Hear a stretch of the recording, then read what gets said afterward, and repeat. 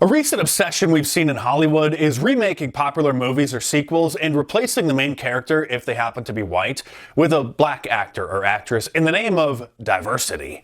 Remaking a black version of a film is quite different than changing a well-established character like Orphan Annie or The Little Mermaid, and when race swapping happens to black characters, it's denounced as whitewashing. But Hollywood is determined to stamp out whiteness in many of the popular film franchises. Generation Xers remember the musical Annie being about a curly red-headed orphan, but when it was remade in 2014, Annie was black with an afro. When the live-action remake of The Little Mermaid was announced, it was revealed that the red-headed mermaid Ariel would be played by a black actress instead. Of course, these moves are celebrated as increasing diversity, but imagine what would happen if the Fresh Prince of Bel-Air reboot that was launched on Peacock, NBC's streaming service, starred a white troubled teen, or if The Cosby Show was rebooted starring Jim Gaffigan as Mr. Huxtable. There would be outrage over disrespect the legacy of black shows. Netflix even turned Jarl Hakon, an ancient pagan ruler from Norway, into a black woman in its Vikings Valhalla show.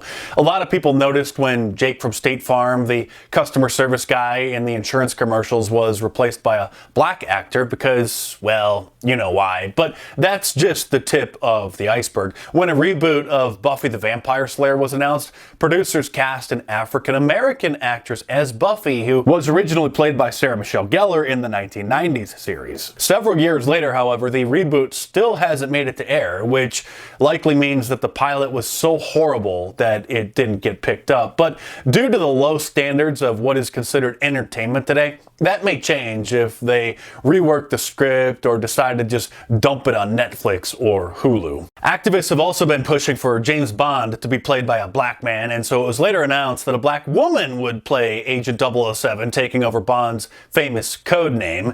When the Karate Kid reboot was released, it starred Jaden Smith, Will Smith's son, who is of course black and perhaps best known for wearing dresses. In 2018, Spider-Man Into the Spider-Verse depicted the kid who becomes Spider-Man as being biracial, half black, half Latino, and there have been growing calls to depict Superman as black in future films as well. So HBO Max decided to produce a black Superman series for their streaming platform based on Val Zod, who is a character also from planet Krypton, just like Superman. But of course, Val Zod is black. That won't be good enough though. Soon they'll make a black Superman starring a black character because a spin-off character won't make the social justice warriors happy. Nothing will make them happy, but you get my point. In the 2015 remake of Fantastic Four, Johnny Storm, the Human Torch character, who is white in the first two films as well as in the comics, was depicted by Michael B. Jordan, a proud black man. This despite being depicted as the brother of a fellow Fantastic Four member, Sue Storm,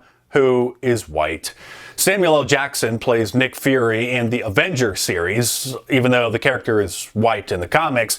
In the late 1990s, a made-for-TV movie titled Nick Fury, Agent of S.H.I.E.L.D. aired on Fox, where the character was true to the depiction played by David Hasselhoff. But when Marvel launched their Avengers film series, they chose Samuel L. Jackson for more diversity. Another comic book superhero called Domino was turned black when she made an appearance in Deadpool 2, and the list goes on and on. After the original actress who played Batwoman in the CW series didn't renew her contract, she was replaced by a black girl. ABC rebooted The Wonder Years, a hit coming-of-age comedy drama about a typical kid growing up in suburban America in the late 1960s, only this time, you guessed it, the family is black. For Black History Month in February one year, Barnes & Noble planned to release special editions of various literary classics like The Wizard of Oz, Romeo and Juliet, and Alice in Wonderland, with new covers depicting the lead characters as black. They called it the Diverse Editions program, but they canceled their plan after critics complained that it was literary blackface and said that they should have just promoted books written by black people instead of doing something so dumb. Sadly, people have been afraid to push back against such ridiculous race swapping in movies and TV shows, though HBO produced a Scooby-Doo spin-off starring Velma, the nerdy brunette with glasses, but decided to reimagine the character and made her Indian. Not Native American, Indian like from the country India, an Indian Velma, and made Shaggy black. It sounds like a parody, but this is what diversity in Hollywood looks like. It gets weirder though. When the BBC aired a series about Anne Boleyn, the Queen of England, back in the 1500s, they cast a black actress as the Queen. This would be like Will Smith playing George Washington in a film about the Founding Fathers. It's ridiculous, but as usual, anyone who mocked or denounced this absurd casting decision was called a racist. A black Queen of England in a supposed historical drama. In the Snow White and the Seven Dwarfs live-action remake, they chose a Latina actress as the lead. May I remind you that Snow White is named Snow White because her skin was white as snow, but for the sake of diversity, now it's brown. In the film God's Country, which is based on a short story called Winter Light by James Lee Burke, the producers decided to change the original plot, which involved an aging rural landowner who was threatened by two men illegally hunting on his property, into a social justice tale depicting the lead character as a black woman who is harassed by white men and wove racial tensions into the story. The new black actress lead said that the film was a perfect example of critical race theory and praised the director for deciding to offer a radical new take on the source material. But during interviews promoting the movie, she cried and apologized because even though she's African American, she doesn't think that her skin is dark enough to properly represent all black people on screen. Seriously, she apologized for having too light of skin as a black woman. Other films are being remade with modern-day black versions, like Steel Magnolias, originally released in the 1980s about a group of women and how they cope with the death of one of their friends, which was remade in 2012, starring all black women. The romantic comedy About Last Night, which also came out in the 1980s about couples entering into committed relationships for the first time in their lives, was also remade, starring an all-black cast, and there have been many more. When The Honeymooners,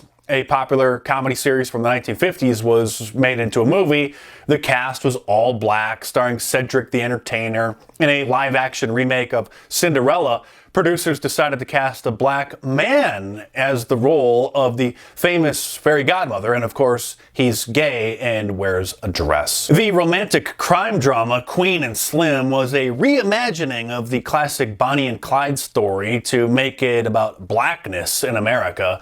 It could have just been a new romantic crime dramedy, but it was marketed as a modern-day Bonnie and Clyde, and they get started on their crime spree after a white police officer pulls over and harasses the couple for being black, and then Slim, the star thug, kills him with his own gun, and then the couple goes on the run. When MTV's old Jackass crew got together for another film, Jackass Forever, Howard Stern noticed that there were some new cast members and asked Johnny Knoxville during an interview about it. Johnny Knoxville was caught off guard by such a question and then said it would probably look weird if it was just all the old cast members, and then dodged the question.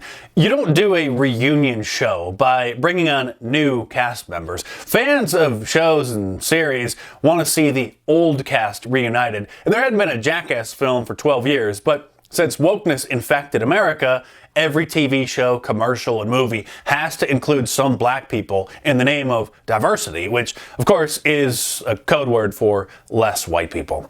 If you like my serious monologues like this, then you'll love reading my books. So order Hollywood Propaganda, How TV, Movies, and Music Shape Our Culture in paperback from Amazon.com, or download the ebook from Kindle, Nook, iBooks, or Google Play. My books are a lot more in-depth and hardcore than my videos, which I have to tone down a bit for obvious reasons. So head on over to Amazon.com or click the link in the description below and check them out.